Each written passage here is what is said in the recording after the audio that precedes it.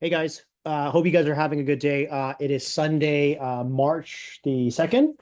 And so I want to do a quick follow-up video to my February trade review. I mentioned that although I would have loved to been able to share what I was looking at coming into the week, but one of my comments I made was the reason why I don't do weekly watch lists and what I'm looking for is because it really depends on where the market opens. I want to touch on that topic as basically what we're looking at here today. So we're going to talk about the NQ. And so I already have all my channels and my levels and all that stuff all marked out already. But this is an example as to why I don't chart anything or not chart anything, sorry, why I'm not looking for a specific plan a week in advance. I might have some thoughts of the ups and the downs and where would I take it if it opened there or over here. And so I wanted to touch on that. So you can see that I've taken a trade here already earlier in the Asia session, and I'm going to tie some of the things that I've talked about in all my videos together here today. You can see here that on the opening candle, we had an opening bearish 2-minute candle right here. And you can see that it was a gap above, though, where we closed up. This is the type of action that I'm talking about as to how it would change potentially how I would view the market. And now, so when the first candle put in here at that candle, I was looking for a bearish sentiment already just because of the type of consolidation that we were having here, right? And so this is where it was really trappy.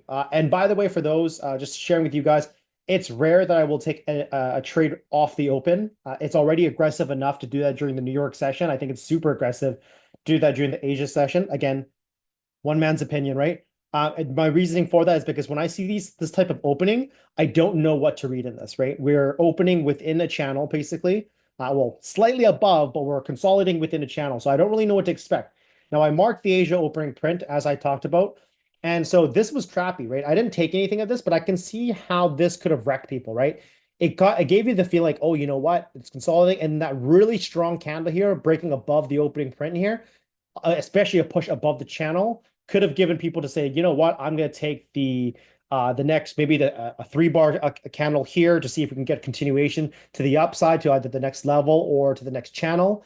And then this consolidating, not consolidating, sorry, but this tapering down of the candle action coming down here just to have a really strong 2-minute failure to go lower at a support area here as well could have given someone a reason like, oh, you know what? Again, we're pushing back above opening print. Maybe this is the setup for maybe it's a double bottom, whatever it may be.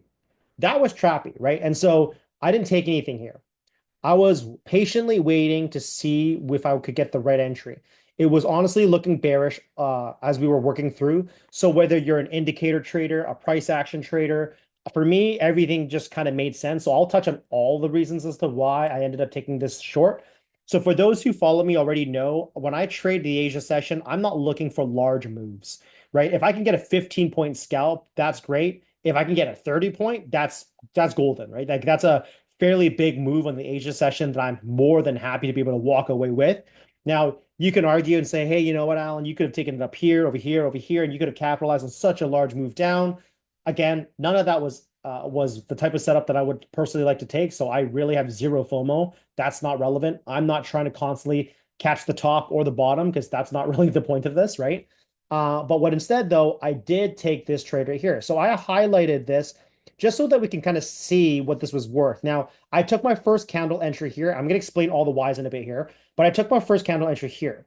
The moment that we had the third, so the second candle or the third candle, one, two, three, this candle, the moment that we broke below the body here, I basically went in and I sized in a little bit more. So I had 3 contracts for the short. On average, the entry was about right here, which was, what is it, 29.60, right? Now, when I initially entered up here, my stop loss was fairly short as well. It was basically just right before the candle high there. And so that was about 15 points, right? So once I averaged in with the 3 contracts in total, 15-point stop loss was still relative in this perspective, because for me, I was making sure that we did not get above this candle here. You can see that we had a solid 2R move with a 30-point move down. Depending on where you sold, obviously, you can see that I took 2 of those contracts the moment we came down here for 30 points. I want to see if we were to get a continuation here, which we did, obviously, after the fact. But I wasn't really going super aggressive. The moment this started going with a failure to go lower as a second candle, I was thinking there was a possibility that we were going to bounce back because of the support to return the resistant turn support over here. So I took it. I was happy. 30 points, three contracts. I mean, you could do the math already. That's a solid trade, nevertheless. So I'm very happy with that over the Asia session. And so I'm going to explain why I waited here, right? So if you were an indicator trader looking for like a 9 EMA, 20 EMA, whatever, this was a nice area as we continue to respect and hug the 9 EMA. If you are a MACD cross trader, I think about the 5-minute time frame, the MACD was crossing. Let me double check here to make sure that I am accurate to say that. Uh, right about here. So yeah, so the MACD had crossed with some continuation down here. So we had that as well, right? Um, but then from a structure perspective, right, I looked at this as a lower high entry. So we had some potential lower highs here. But for me, because it was still too close to the opening print and all that, that wasn't considered clean for me. Basically, the moment we started to pull back down, we were below the Asia opening print. We were coming down here. We broke below the low of day opening candle support here.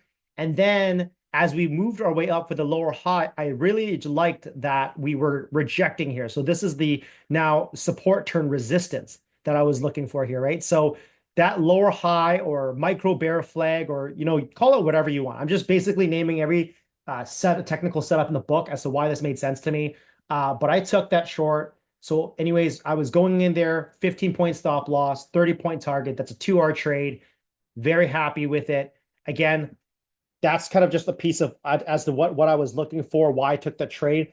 And I want to also touch on that psychology because, I had someone actually reach out to me asking me recently about, what do I do? I sometimes I can hold on to a position, with a $1,500 stop loss and I can hit 7K, but still not take profit. And then I would end up coming back to my stop loss of 1,500.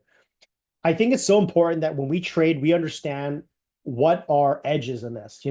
Is there a time period of the day that you prefer to trade? Is there a certain session that you like to trade and certain instruments? And then within all those, is there a consistency with what your risk is and what you're targeting for, right? And so I think it's important to establish what that is, and then also understanding through your journaling, what is your probability of success.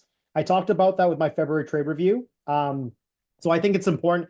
I talked a lot about how, I review the trades. I see, when I do fail, how quickly I fail, but if I got a winner, how long I hold those winners for, right? So all of those things matter. So whatever you found your edges, and if you haven't found that yet, that's okay. You got to work on that, right? Trade with micros, trade with small size until you figure whatever that looks like out for you. But I really want to just note that this was the one trade I took over the Asia session today. I could look at this and be like, oh, I can continue to try to play some of this action here. Not interested.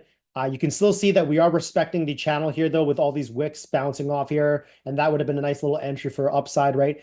Again, zero interest. I'm not looking to force trades. I'm not looking to chase anything. I got what I wanted out of the Asia session.